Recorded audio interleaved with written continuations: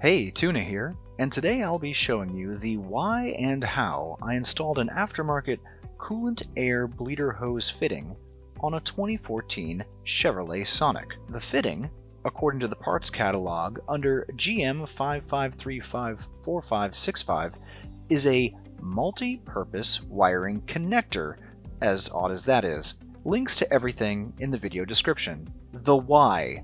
I started noticing a significant amount of coolant puddling under my car. Under the hood, I could see coolant pooling here by the turbo oil feed line. Under the car, it looked like coolant was traveling down the side where the coolant water outlet is. Back to the top, I used an endoscope to check around the coolant fittings. Sure enough, my leak was starting from the top somewhere. I checked the outlet hoses, and they were tight. Then I checked the air bleeder hose fitting, and I just don't think there should be that much wiggle going on in there. It looks like too much play. Luckily, I saw this post on Facebook from a Frank Hind, who makes aluminum fittings for the community. So, I decided to give it a shot. The how. The fitting arrived well packaged with installation instructions, front and back.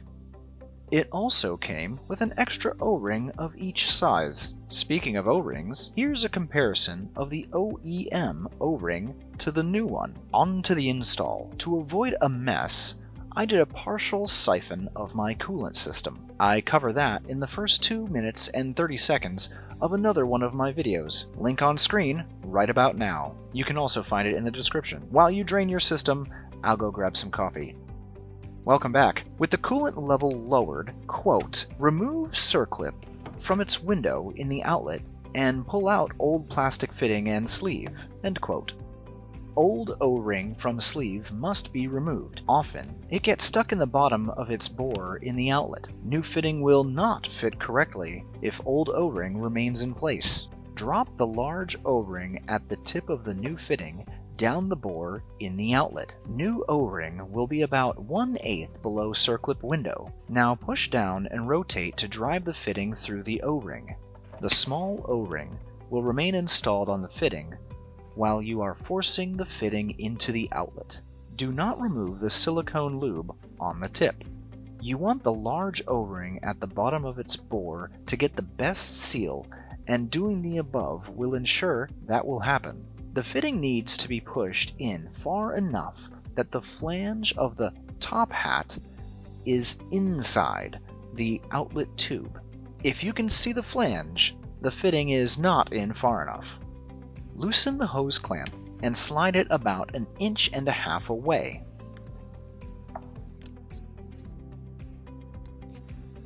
Then, twist and pull the plastic fitting off the hose.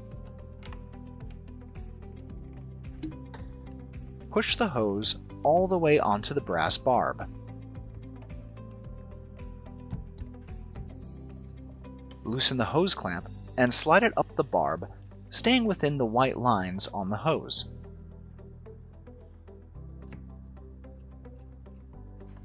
Reinstall the circlip into the window below the top of the outlet.